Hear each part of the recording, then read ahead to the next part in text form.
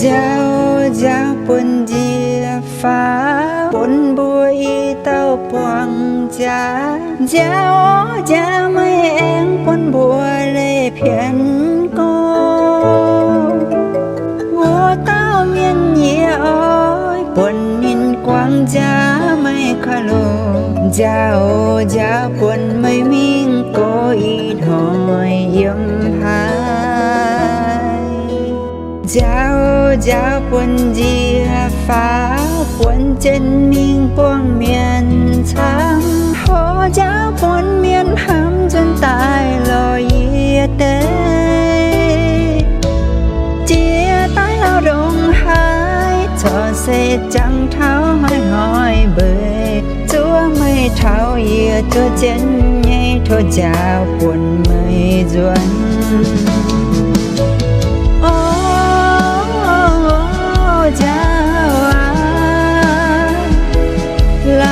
câu nhà mày buồn nhìn chuan ta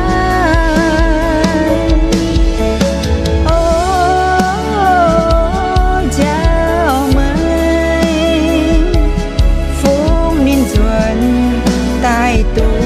nhé phai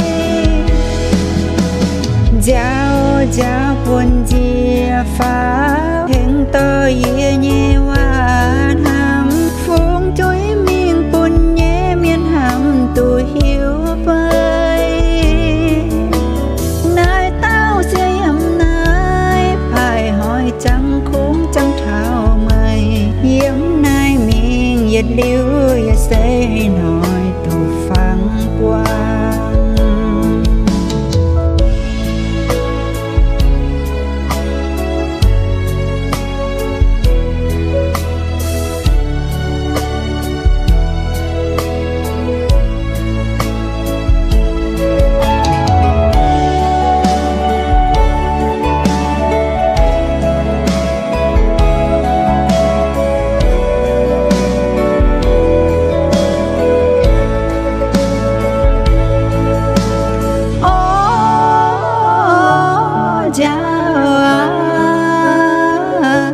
lao câu nhà mày buồn nhìn chuan ta